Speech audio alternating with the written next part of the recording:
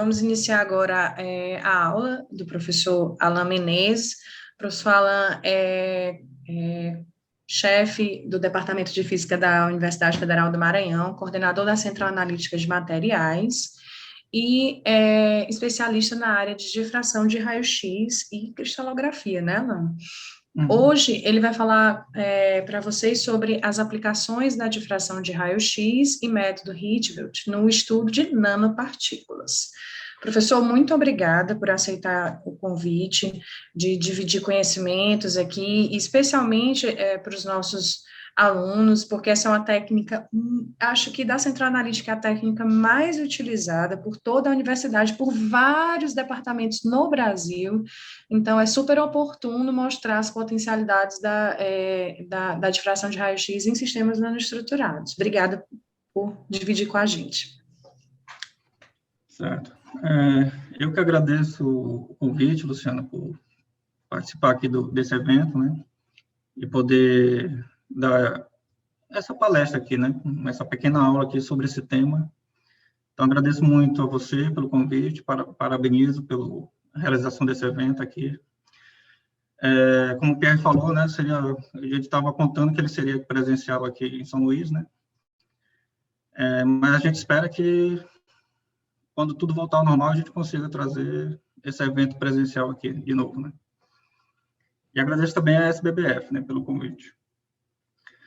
Bom, aqui a gente vai falar eu vou mostrar alguns conceitos básicos da difração de raio-x, né, e a aplicação dela na determinação de tamanho de cristalito e microstrain, né, que são algumas informações importantes quando a gente trabalha com nanopartículas, né. Então, como a Luciana falou, a difração de raio-x é uma das técnicas mais utilizadas, né, por quem trabalha com síntese de materiais. Então, se você trabalha com síntese, você terminou uma síntese, você precisa saber se o que você queria obter é aquilo que você queria obter ou não, né? Então, a primeira técnica que você leva para saber isso é a difração de raio-x, né? Então, ela vai te dizer se a tua amostra ali é aquela que você queria obter ou não. Então, essa técnica é a difração de raio-x em policristais, né, que a gente chama. Então, vou apresentar aqui um pouco, né, sobre uma pequena introdução, vou falar um pouco sobre análise qualitativa e quantitativa de fases, vou mostrar também, falar sobre o método de Rietveld, a importância da gente utilizar o método Rietveld, né, na análise quantitativa de fases, na determinação do tamanho de cristalito, microstrain, entre outras informações da amostra que a gente está trabalhando, né. Vou falar um pouquinho também, mostrar também uns resultados sobre difração de raio-x in situ e de refinamento Rietveld, né, em nanopartículas. Bom, primeiramente a gente tem que tentar entender o que é a difração de raio-x, né. Então, primeiro, para a gente ter a difração de raio-x, a gente precisa trabalhar com amostras cristalinas, né. O que é isso? São amostras onde os átomos eles se organizam de forma periódica. E aí, por eles se organizar em formas periódicas, né, de forma periódica, eles vão formar pequenas estruturas, né, que a gente chama de células unitárias. Então, aqui tem um exemplo de 3 células unitárias cúbicas, né. Então, uma primitiva, uma aqui de corpo centrado e uma aqui de face centrada, né.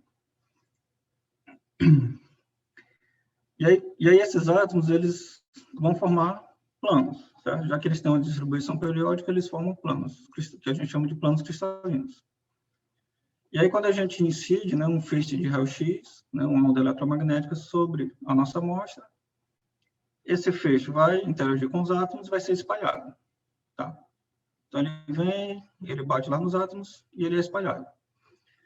Mas vai ter uma condição, né, que esse feixe que incide sobre uma amostra, ele é espalhado, mas esse feixe espalhado acaba interagindo, né, essas ondas, e aí dando uma interferência construtiva.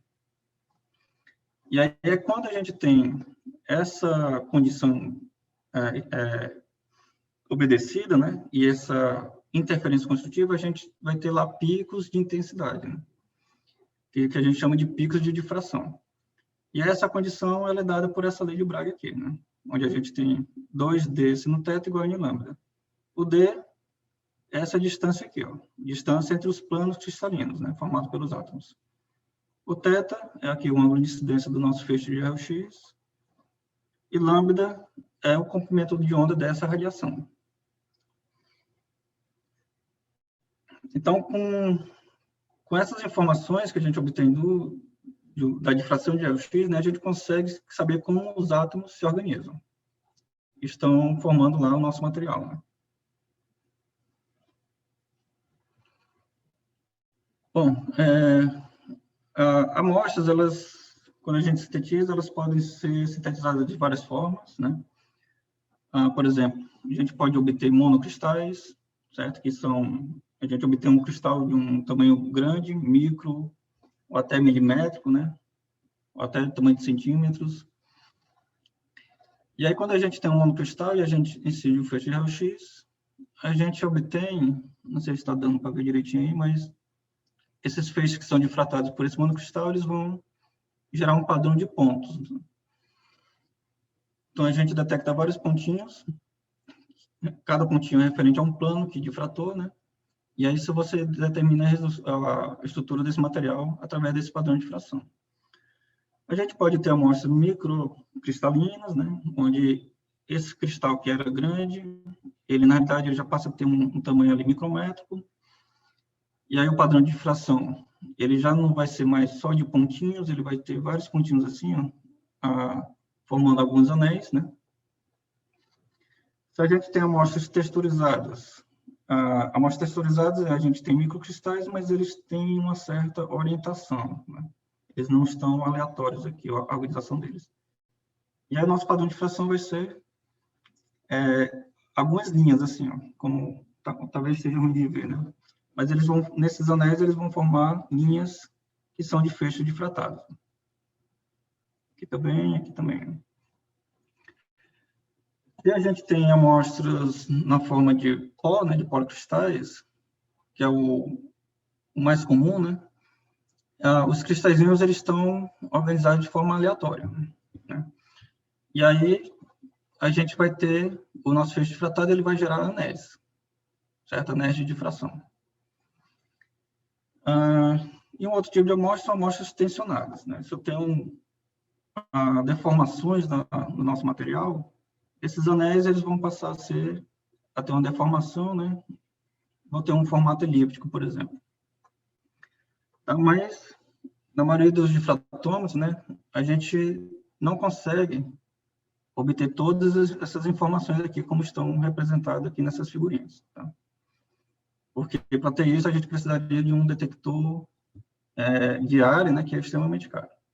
Então, geralmente, a gente tem um detectorzinho lá, onde a gente varre, né, e a gente obtém, ó, essa linha aqui representa a informação que a gente geralmente detecta, né, nos difratômetros convencionais.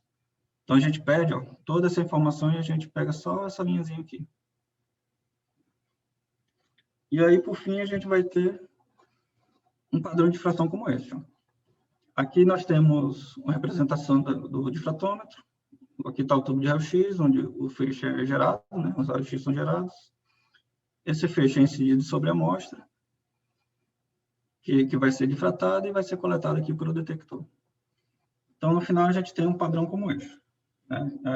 De intensidade em função do ângulo 2θ, que é esse ângulo de espalhamento aqui, ó. E aí, esse padrão de difração, ele é único de cada amostra, né? Ele funciona como se fosse uma impressão digital de uma determinada substância, né?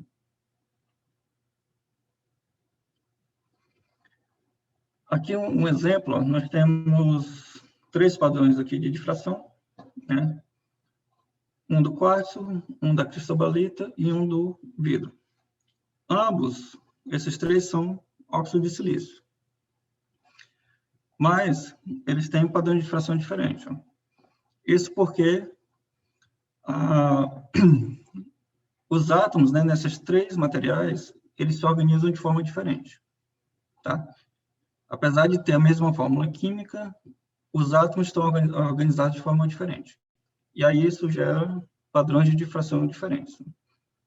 Esses dois são cristalinos, então a gente tem picos de difração. O vidro é um material amorfo, né? Então ele gera só uma banda bem larga aqui, né?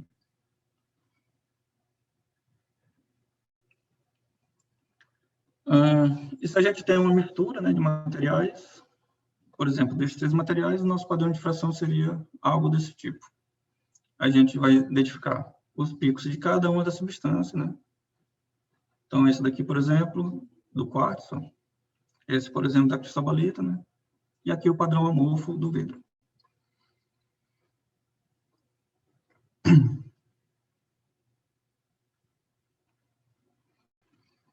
Então, quando a gente faz lá a nossa medida, né, de difração, a gente precisa identificar os picos, né, para a gente poder identificar as fases que estão presentes lá na nossa amostra, né. Então, isso é feito através de um banco de dados, né, que a gente tem de milhares de estruturas cristalinas, né, materiais, e aí a gente identifica, através desse banco de dados, né, esses picos e as fases que estão presentes na nossa amostra. Então, aqui no caso, nós temos hematita, anatase e rutila, né?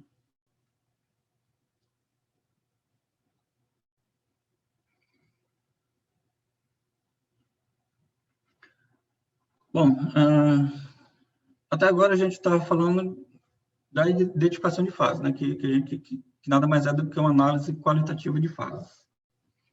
Que é identificar que substâncias estão presentes na nossa amostra. Mas a gente também, através da difração, a gente também consegue dizer a quantidade de cada uma das amostras, né? Fazer uma análise quantitativa. Antigamente, essa análise quantitativa, ela era feita pegando o pico mais intenso de uma fase, né? Por exemplo, aqui o TiO2 seria esse, né? E do HLO2 seria esse daqui, ó. Então, antigamente, fazia-se uma razão dessas intensidades, e aí dizia-se que o que tem um pico mais intenso tem uma concentração maior daquela fase, né? Mas esse padrão de difração, ele contém quantidades iguais de TiO2 e o Al2O3. Então, visualmente, parece que a gente tem uma concentração maior do TiO2, mas não. E aí, é aí que entra o refinamento rítmico, né? Porque no refinamento rítmico a gente vai considerar o poder de espalhamento de cada uma das fases, né? Fazendo apenas o visual aqui, comparação visual, a gente não tem como saber isso. Mas no método rítmico isso é considerado, e aí a gente consegue fazer uma análise quantitativa bem mais precisa usando o método rítmico. Bom, outra questão importante também no padrão de difração está relacionada à largura do pico de difração. É na largura do pico de difração que estão contidas informações sobre a microestrutura da amostra, né? Como, por exemplo, tamanho de cristalito e microestremo, que são importantes quando a gente está trabalhando com nanopartículas, né? Nanomateriais. Então, aqui só para exemplificar, tem aqui um padrão de difração de um molibdênio, que passou por um tratamento térmico, né? E aí a gente tem aqui picos bem finos, né? E aqui um mesmo amostra de molibdênio, mas passou por um molho de bola e a gente observa que ele tem uma largura de pico bem maior do que esse daqui, né? Isso significa que essas amostras possuem tamanho de cristalito diferentes, né? Essa daqui vai ter um tamanho de cristalito maior do que nessa amostra, né? E nesse gráfico, para exemplificar que além da contribuição, né, do tamanho de cristalito do microestrem, aqui para a largura do pico de difração, o equipamento que você fez a medida também contribui para aquela largura que você mediu, né, da tua medida. Então, aqui, ó, são medidas de uma mesma amostra, mas feitas em difratômetros diferentes. Então, o equipamento ele vai influenciar também na largura do pico de difração.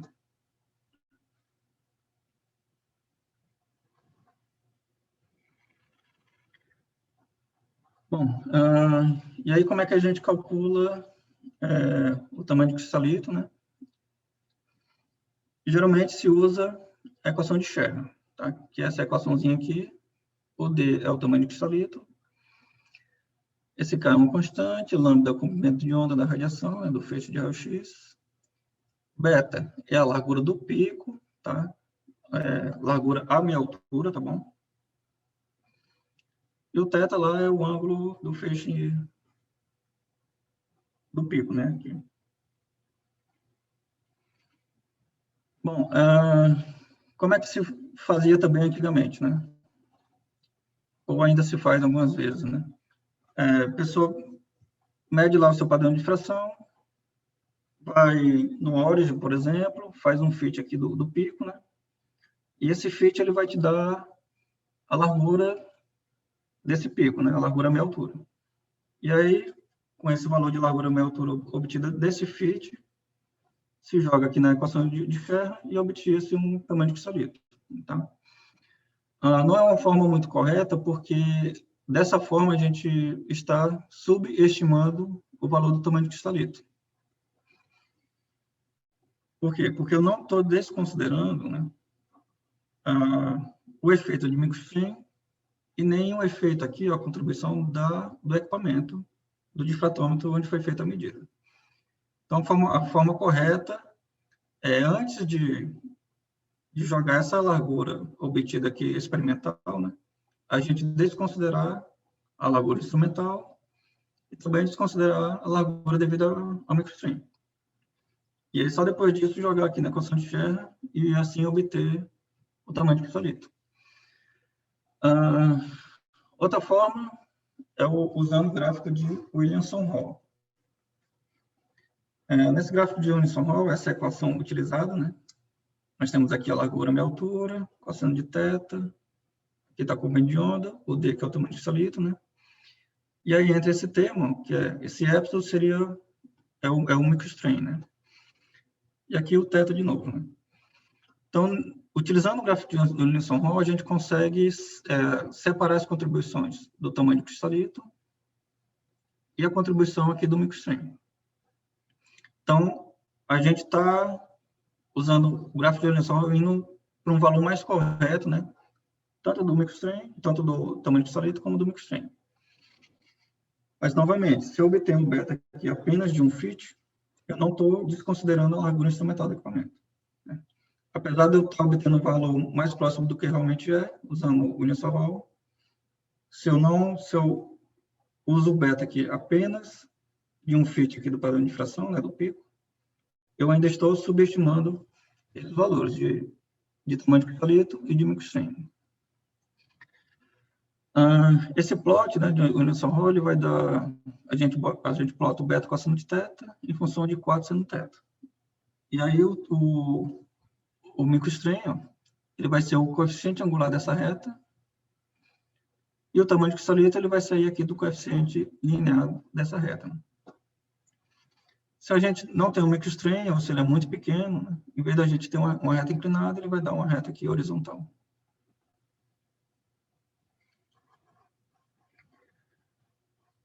Bom,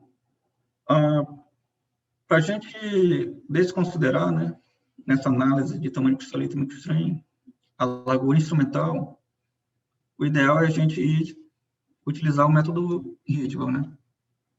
Então, vou falar aqui um pouquinho, de forma bem básica aqui sobre o método, né? Esse método, ele utiliza informações já conhecidas, né, da estrutura cristalina já conhecida de um determinado material que a gente está querendo estudar. Com essas informações já conhecidas, né, como posições atômicas, parâmetros de rede, né, da célula unitária, grupo espacial, que são informações cristalográficas, né, ele consegue plotar um padrão de difração de raio-x calculado, e aí ele faz com que esse padrão calculado se ajuste à nossa medida experimental. E aí esse ajuste é feito, né, variando alguns parâmetros referentes ao equipamento, onde foi feita a medida, e parâmetros referentes à amostra em si, né, como pano de rede, posições atômicas, parâmetros térmicos, né, que está relacionado à vibração atômica, tamanho de cristalito e microstrain. E aí ele faz esse ajuste, né, minimizando esta função aqui, né, que entra intensidade experimental menos intensidade calculada. Né?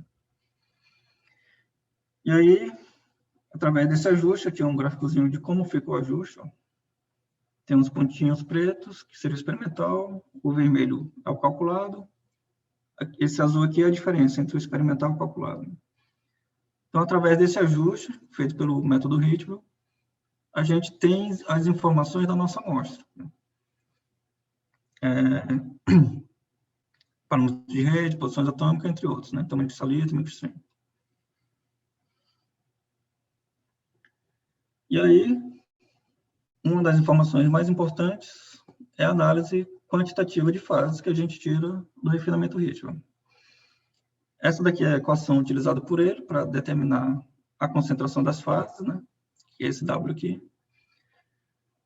E entra aqui alguns outros parâmetros, né? Como esse S, que é o fator de escala, entra número de moléculas por célula unitária, massa molecular e o volume da célula unitária.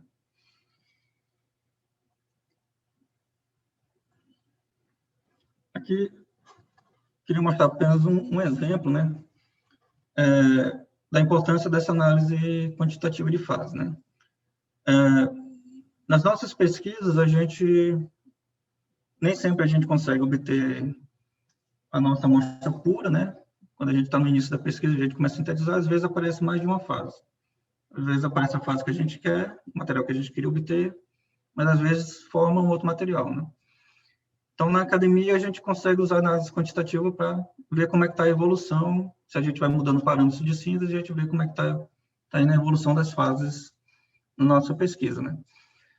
Mas essa análise quantitativa também é importante quando a gente vai, por exemplo, para a sociedade, né? Então, a gente pode utilizar aqui um exemplo de uma consultoria, onde uma empresa que fabricava as rodas dos trens da Vale, né? Essas rodas que ela estava fabricando estavam quebrando com pouco tempo de uso, e aí ela foi lá, coletou as rodas quebradas e tirou alguns pedaços e levou para a gente analisar, né? E aí, através da difração de raio-x, do refinamento do ritmo e da análise quantitativa de fases, a gente conseguiu identificar e quantificar as fases presentes lá naquelas rodas que estavam quebrando, né? E aí, com base nesses resultados, eles puderam modificar o processo de fabricação das rodas, né?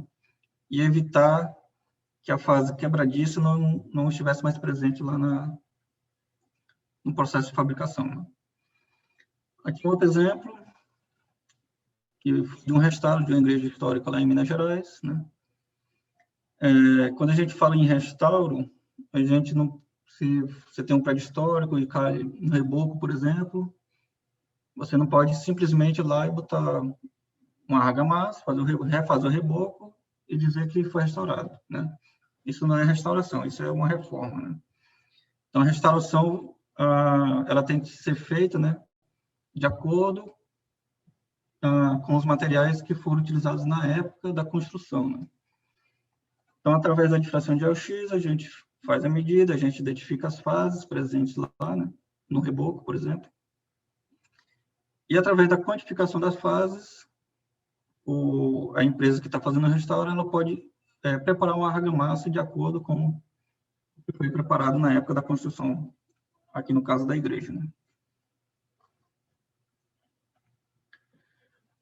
Bom, estamos falando de Ritwell, não se assuste com essa equação, tá?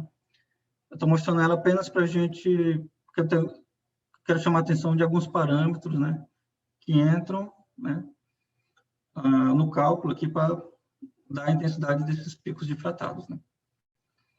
Então, um parâmetro importante para a gente aqui é esse fator de escala, esse S, né, porque ele entra lá, aqui na equação que determina a concentração das fases. Outro parâmetro importante aqui é esse cara aqui, ó, esse FK, que a gente chama de fator de estrutura. Observem que a intensidade ela é proporcional ao fator de estrutura quadrado. E é nesse parâmetro, nesse fator de estrutura, que estão esses HKL, que são parâmetros que identificam os planos cristalinos que estão difratando, e entre esses x, y, z, que são as coordenadas atômicas dos átomos dentro da célula unitária. Entra também esse F aqui, que ele está relacionado ao poder de espalhamento dos átomos, né? Quanto um átomo é capaz de espalhar o feixe de raio-x. E entra essa exponencial, que tem esse MJ, que está relacionado com a vibração térmica dos átomos. Além disso, outro parâmetro importante, aqui para o nosso caso, né, é a função perfil dos picos, né? Tá? Ela também entra aqui nessa fórmula da intensidade do pico de difração. E essa função perfil é importante porque é dela que a gente tira a largura e a altura dos picos, né, e, consequentemente, tamanho de cristalito e tamanho de microestranho. Tamanho de cristalito e microestranho. Que já falei. Bom, vamos lá falar sobre as funções perfis, né? Algumas fontes podem contribuir para a largura e a forma do perfil do pico de difração, né? Como eu já falei, fatores instrumentais, né, que estão relacionados ao difratômetro de raio-x. Nós temos características da amostra, como tamanho de cristalito, microestranho, defeitos. E tem também alguns outros parâmetros, né, que são provenientes lá de como a gente coloca a amostra no equipamento, né, ou transparência da amostra.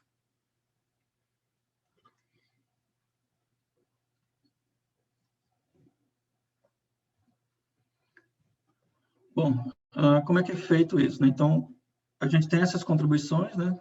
Contribuição do equipamento, contribuição do tamanho do cristalito e contribuição do microestranho lá para a largura e a altura do pico de difração, o que a gente observa, né? Que a gente mede. Então, esse H é a largura, né, do pico observado, tá? Da nossa medida. E a convolução é feita uma convolução, né, entre o perfil instrumental e o perfil de difração referente à nossa amostra. No método ritmo, algumas funções são utilizadas, né, para fitar o perfil do pico, né? Aqui são algumas, tá bom? Algumas delas, né, essa pseudo-void, ela é uma mistura de uma função gaussiana e uma função lorentziana. Tá? Aqui estão elas. Importante que a gente tenha em mente aqui é o formato de cada uma dessas funções. A gaussiana, ela tem esse formato, né? Ela, aqui na base, ela cresce rapidamente, tá? Já na lorentziana, na base, ela cresce de forma mais lentamente, né? Então, essa é a principal diferença entre o formato de uma função gaussiana e uma função lorentziana. E um pico de difração, geralmente, é uma mistura dessas duas funções. Bom, quando eu estava falando lá do equação de Scher, né, o gráfico de Nelson-Hall, eu falei que a gente, antes de jogar a largura meia altura do nosso pico de difração medido lá na equação, a gente tem que retirar, que desconsiderar, né, a largura instrumental, que é a largura vinda do equipamento. E aí ela é feita dessa forma, através dessas duas equações. Para um perfil gaussiano, utiliza essa equação. Então, o Fzinho aqui é a contribuição da amostra. Então, minha largura, referente apenas à amostra, vai ser a largura medida ao quadrado, né? Ou melhor, a minha largura ao quadrado, referente à amostra, vai ser a largura medida ao quadrado menos a largura instrumental ao quadrado. No caso da lorentziana, vai ser uma subtração simples, né? Então, a minha largura devido à amostra vai ser a largura medida menos a largura do equipamento instrumental.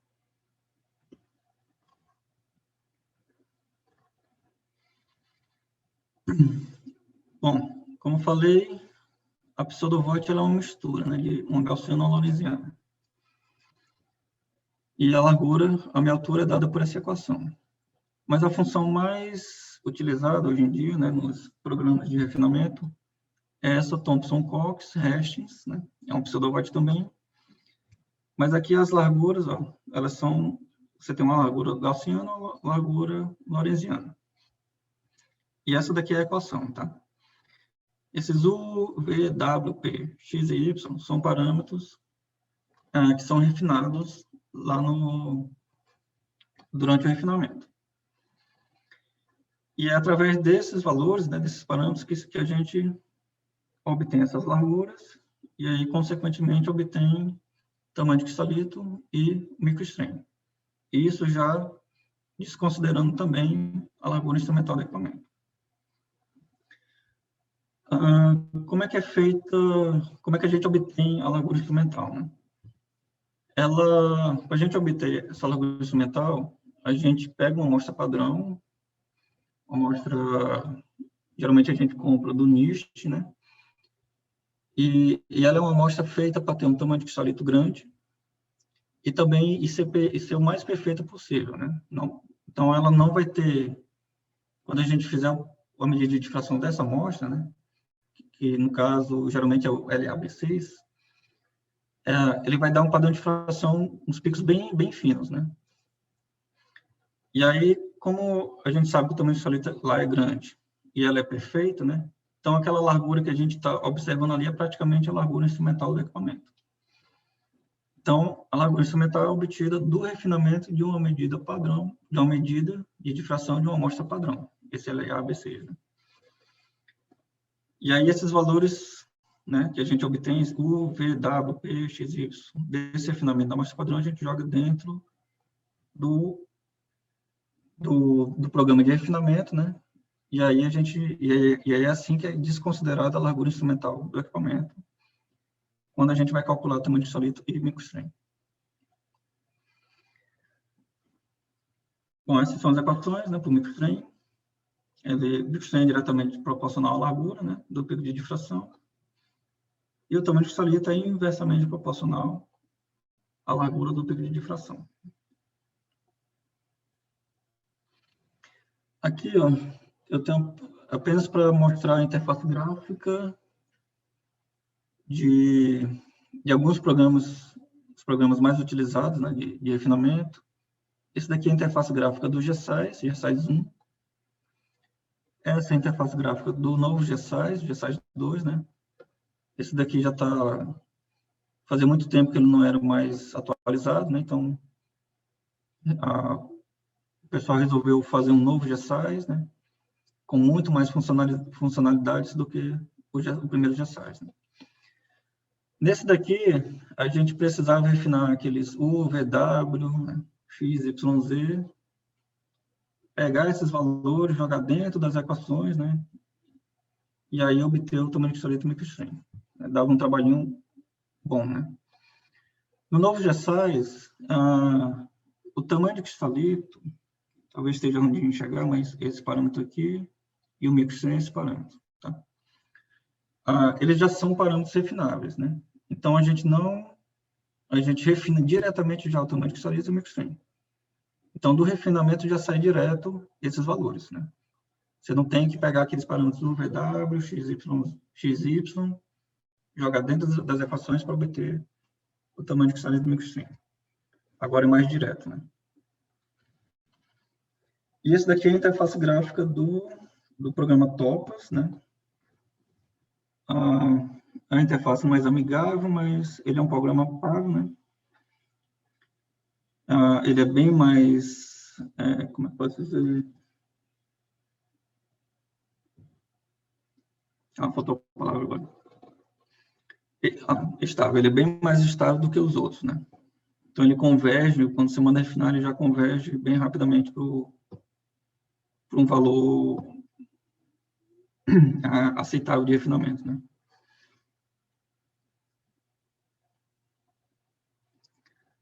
Bom, aí é uma questão importante, né? Quando a gente está falando sobre a difração de raio-x, né?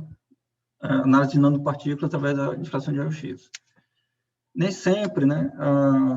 As nossas nanopartículas têm formatos esféricos ou cúbicos, né? Que são um formato mais comportado, né? Quando é esférico ou cúbico, a largura dos picos de difração são praticamente iguais, né? E aí o refinamento é bem simples. Mas quando a gente obtém, por exemplo, nanofios, nanobastões, plaquinhas, né, nanoplacas, a gente tem aí o que a gente chama de anisotropia no tamanho de cristalito, né? A gente vai ter uma dimensão bem pequena e uma outra dimensão bem maior, né? E aí, quando isso ocorre, o padrão de difração, a gente observa esse tipo de coisa aqui, ó. A gente observa picos largos e picos finos, né? Aqui, ó, pico fino e pico largo, né? Aí a gente tem que observar, analisar esse padrão de difração quando a gente enxerga isso, né? A primeira coisa é, esses picos largo e fino são da mesma fase ou não? Pode ser de fase diferente, né? Ou seja, eu posso ter uma fase que o tamanho de cristalito é grande, então ele vai dar picos finos. Posso ter uma fase onde o tamanho de cristalito é pequeno e ele vai dar picos largos. Então, a primeira coisa é verificar isso. Mas se a gente chega à conclusão de que esses picos pertencem à mesma fase, né, à mesma substância, então significa que essa amostra, essa substância tem a anisotropia no tamanho de cristalito. Ou seja, ou ele é um bastão, é um nanofio, é uma nanoplaca, né, uma plaquinha, certo? E aí no refinamento, nos GESAIS, né, a gente consegue refinar, considerar esse tipo de coisa. A gente diz que, por exemplo, nessa amostra aqui eu posso dizer que esse daqui, ó, 002, a direção 002, são aqueles índices de Miller, seria o eixo de anisotropia, né? Então, quando a gente refinar, ele vai me dar um tamanho de cristalito perpendicular a essa direção, e um tamanho de cristalito paralelo a essa direção, né?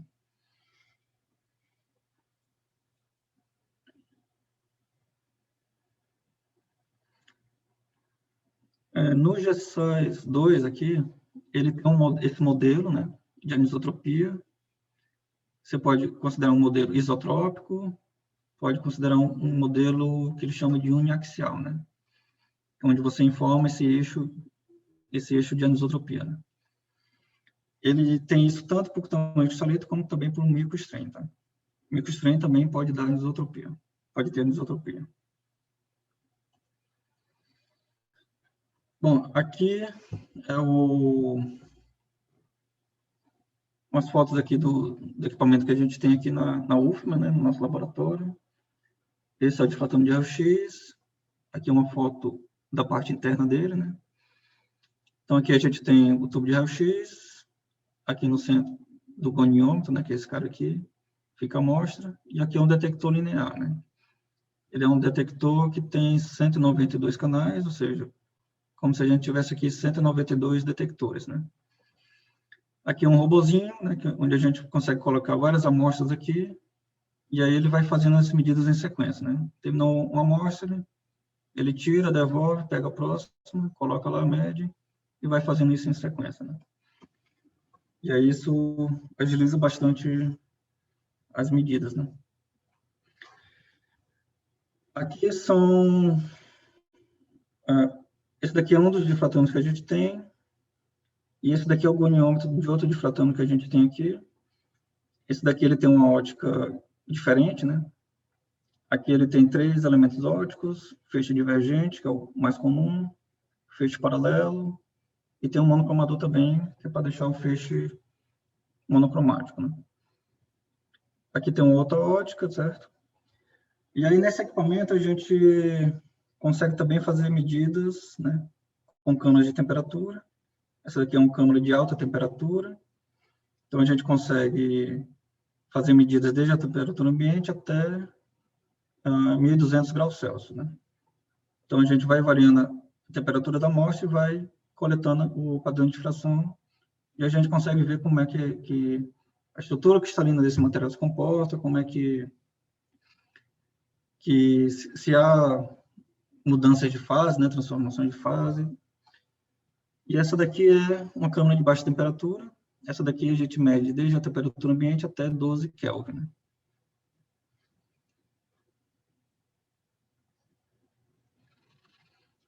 Bom, aí aqui são uns exemplozinhos, né? Alguns resultados. Aqui seria um resultado de na câmara de temperatura, né? Então, a gente tem aqui uma amostra de L-asparagina hidratada, né? Um aminoácido. E a gente fez uma medida aqui em função da temperatura, foi aquecendo, né? E a gente observou uma mudança no padrão de difração, né? Esse era o padrão de difração original. A partir dessa temperatura, a gente vê que o padrão de difração muda, né? Nesse caso, a gente conseguiu observar que essa mudança na estrutura é devido à perda dessa molécula de água. Né? E, além disso, como essa transição de fase aqui é devido a essa perda da água, né, a gente foi verificar se a gente colocasse essa amostra, né, em uma temperatura inferior a essa de transição, mas deixasse ela lá por um longo tempo, né, será que ela também transitaria, né?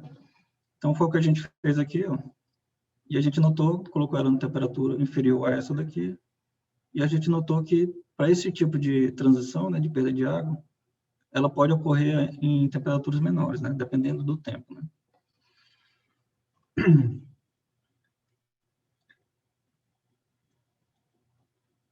Aqui é uma informação importante, né, quando a gente está trabalhando, por exemplo, com alguns fármacos, né?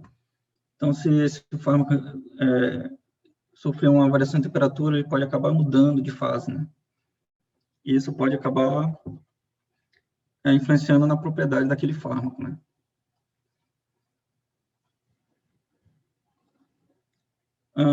Aqui um outro material, né, um complexo de treonina com níquel, né, também hidratado. Através dessas medidas, a gente consegue observar a mudança aqui nos picos, e, consequentemente, essas mudanças na posição dos picos estão relacionadas à mudança aqui na célula unitária, né, nas dimensões dessa célula unitária. E aí, a gente fez o ritmo aqui também nessa amostra, e a gente conseguiu obter, olha só, a gente conseguiu acompanhar como é que essa amostra se comporta em função dessa variação de temperatura, né? Então, aqui essa tabelinha, ela mostra alguns resultados a partir da temperatura de 120 graus Celsius. Até essa temperatura, a gente tinha aqui 100% dessa fase, que eu chamei de cristalino, que seria a fase original, né? Essa hidratada. Mas a partir de 130, a gente começou a notar mudança lá no padrão de difração, né? E aí a gente consegue determinar a concentração, né? Essa mudança é devido à perda da água. Então, a gente conseguiu determinar aqui a concentração de uma fase anidra, né? E ver a evolução dessas concentrações, né? A gente vê que a fase original que tem água vai diminuindo e a fase anidra vai aumentando. E, além disso, né, olhando mais detalhadamente o padrão de difração, a gente vê que esses picos aqui, ó, estão perdendo intensidade, que significa que a amostra também vai amorfizando, né? E aí a gente determina também a concentração e o grau de cristalinidade aqui dessa amostra, né?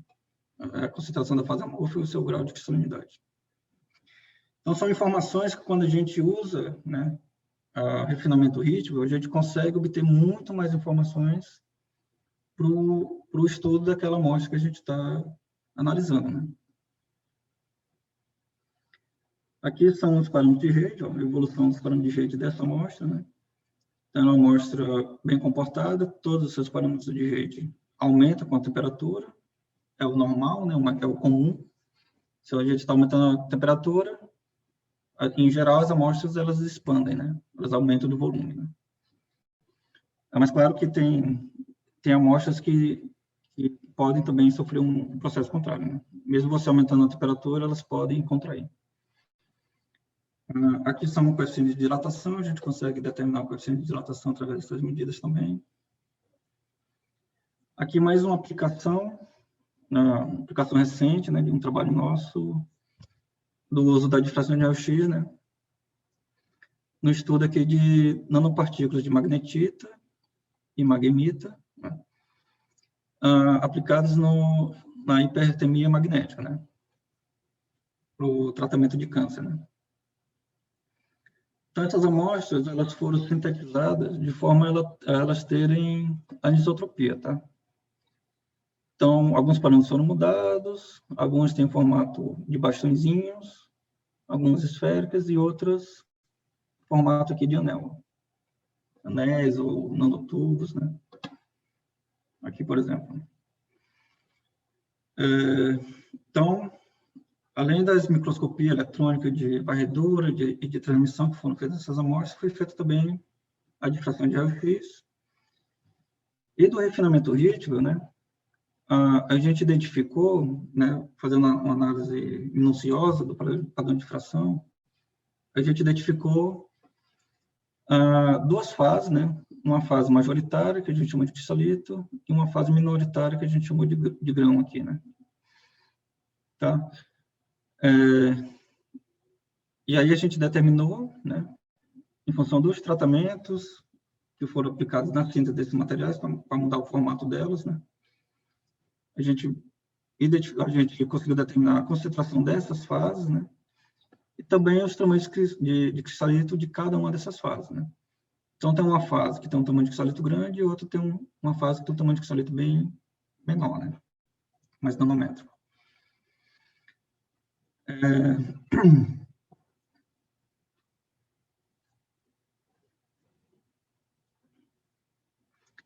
Aqui tem um ponto importante que eu queria chamar a atenção. Para quem já trabalhou com difração de raio-x, né, e microscopia eletrônica, de varredura, por exemplo, em alguns momentos a gente faz a difração de raio-x, determina o tamanho de cristalito lá, através da difração de raio-x, obtém um valor, e aí faz um MEV, e no MEV a gente vê lá o tamanho da partícula, né? Também a gente, em alguns casos, não bate, né? Às vezes, o raio-x dá um tamanho menor do que o MEV, né? Mas isso pode ocorrer porque o raio-x ele vê o tamanho do cristalzinho que está difratando, né? E uma partícula, que é o que geralmente o que o MEV enxerga, né? Ele pode ser formado por vários cristalzinhos, né?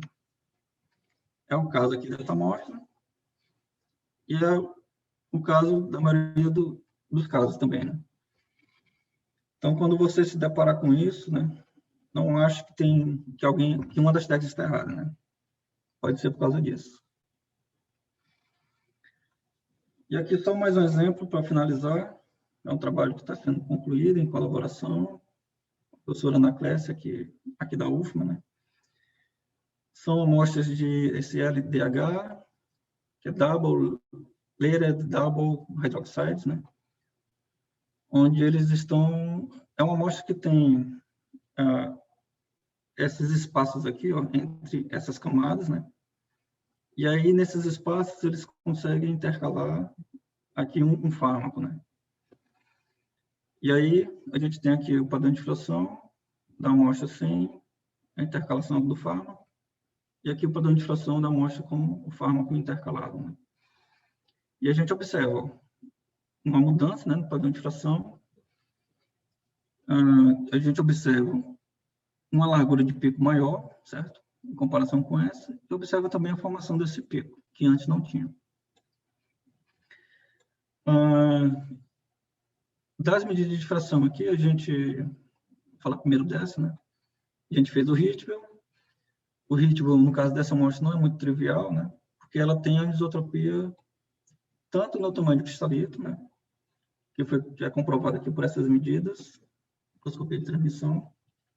Então, a gente vê que ela tem um formato, ela é fininha numa direção e maior em outra, né? E aí, além disso, né, a gente fez o refinamento, considerando isso, mas mesmo assim o refinamento não ficou legal. E aí, a gente só conseguiu um bom ajuste desse padrão de difração quando a gente considerou também a anisotropia no microstrain, né? Que seria esses picos aqui, ó, nessa direção aqui. Você observa esse pico aqui, ele tem uma largura bem maior do que os outros, né? Então, isso devido a uma anisotropia também nesse microstrain. E aí, nessa amostra, né, a gente... esse segundo pico, né, ele já foi observado em alguns trabalhos, mas naquele trabalho eles não conseguiram explicar, né, o que forma esse outro pico aqui, né. Aqui no refinamento, a gente, para poder fitar esse pico, a gente teve que considerar a formação de 3 fases aqui. Uma fase com tamanho parâmetro de rede menor, que seria essa, né? Uma fase com parâmetro de rede maior, que seria esse pico, né? E uma terceira fase, que seria uma fase onde não houve a intercalação, que daria um parâmetro de rede aqui no centro. Então, através do refinamento, a gente conseguiu notar que nessa amostra aqui, onde foi feita a tentativa de intercalação do fármaco, né, houve essa intercalação, gerando essas estruturas com parâmetro de rede diferente, né, mas parte da amostra ainda não foi totalmente intercalada, né, pelo fármaco. Então, esse tipo de informação a gente só consegue quando a gente vai mais minuciosamente lá a fundo, né? E para isso a gente precisa do refinamento rítmico, né?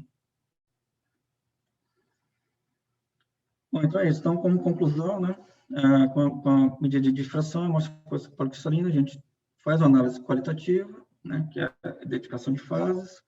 Com o refinamento rítmico, a gente faz uma análise quantitativa de fases, né, de forma mais correta. A gente obtém outros parâmetros, como parâmetro de rede, posições atômicas dos átomos, parâmetros térmicos, que está relacionado à vibração térmica. A gente, se a amostra é dopada, a gente consegue determinar a concentração desses dopantes, né, em alguns casos. E, no caso de nanopartículas, tamanho de cristalito e microestream, né.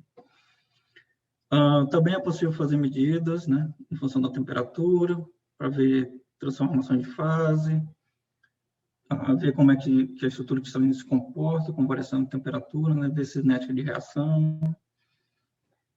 E, por fim, com refinamento rítmico, a gente também consegue quantificar a anisotropia do tamanho de cristalito e microestream, né, que está relacionado ao formato daquele nanocristal, né. E é isso. Obrigada, professor Alain. Mais uma vez, agradecer a sua aula, muito completa. Eu vou abrir espaços agora para as perguntas. Então, os participantes que quiserem tirar alguma dúvida, podem deixar aqui nessa caixinha Q&A, tá? Alguma dúvida, alguma pergunta com relação à aula do professor Alain? Tenho aqui uma pergunta. Tá. A Ruana Cardoso Lima está fazendo aqui uma pergunta para você, Alain. Ela está falando: parabéns, professor Alain, pela apresentação. Sei que o tópico é a aplicação em nanopartículas. Porém, tenho visto que a cristalografia e DRX também são utilizados para a determinação de estruturas de materiais biológicos cristalizados. Minha curiosidade é: como se dá esse processo de cristalização, aquisição e tratamento de dados para a determinação dessas estruturas? Por exemplo, um vírus. Bom, o processo de cristalização, ele é feito, existem várias técnicas para a obtenção de um cristal, né? Se a gente está interessado em determinar a estrutura cristalina de um material, a gente precisa obter um monocristal, né? O ideal é a gente obter um monocristal. Não precisa ser um cristal de tamanho macro, necessariamente de tamanho macro, pode ser um cristal de tamanho micro, né? Também não muito micrométrico, muito pequeno. Mas de tamanho micro, hoje em dia já é possível fazer, né? Cristais de proteínas, por exemplo, né, eles são geralmente bem pequenos, né? Mas existem técnicas que permitem você cristalizar aquelas proteínas, né, que são estruturas grandes, né? Um vírus também é uma estrutura grande. Então, existem técnicas que permitem a cristalização desse tipo de material, né? Os cristais geralmente são bem pequenos, você tem que olhar eles com um microscópio óptico, né? Mas dá para colocar eles em um difratômetro, aí vem a aquisição, né? Aí a gente precisa de um difratômetro específico, né? Diferente desse que a gente tem aqui. O nosso é um difratômetro de policristais, né? E aí, ao levar esse cristalzinho para um difratômetro de monocristal, você consegue obter lá aquele padrão de difração de pontinhos, né? E aí determinar a estrutura cristalina do material. Proteínas, geralmente, e vírus, né? Geralmente, você vai para o síncropo. Você precisa de um feixe bem colimado, intenso, né? Lá você seleciona também o menu da radiação, né? Então, geralmente, esse tipo de estrutura você obtém melhores resultados com medidas realizadas em síncropo. O tratamento de dados, hoje em dia, antigamente era bem mais trabalhoso, mas hoje em dia os softwares praticamente já fazem tudo, né? Mas o software ele já te dá ali, pega aquele padrão de fração de pontinhos, ele já te dá ali uma estrutura, né?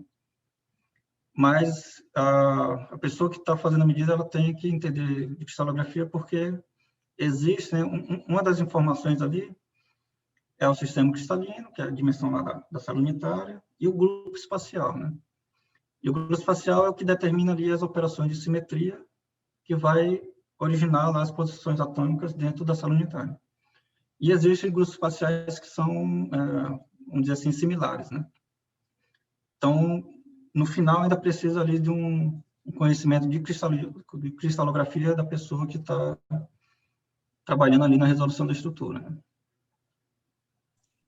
Nada trivial, né? Acho que é por isso que ainda não tem nada nessa direção com relação por exemplo, SARS-CoV-2, né? Mais alguma pergunta, gente? Só complementando, estava esquecendo de falar uma coisa também. Hoje em dia, né, dá para resolver também a estrutura através de uma medida de policristais, né? Hoje já existem alguns meios para se fazer isso. Existem softwares que ele pega lá o padrão de fração de pó, né, esses que eu mostrei aqui, só que você precisa de pelo menos um feixe monocromático, né, com apenas a radiação que a gente chama de alfa 1, ou uma medida no 5, né, que tem alta resolução lá, né? E aí existem softwares que conseguem já determinar a estrutura, né? Se for coisas muito complexas, aí fica mais complicado, mas se não for muito complexo, dá também para fazer através de medida de difração de policristais. Certo. Mais alguma dúvida, gente? Eu acho que não, né? Então, professor, muito obrigada mais uma vez pela sua aula. Lembrando aos participantes que ela vai estar disponível em breve no canal da Sociedade Brasileira de Biofísica, tá? Então, vamos dar Obrigado, continuidade. mais uma vez, Pode pelo convite. falar, professor. Não, a gente é que agradece. Muito obrigada.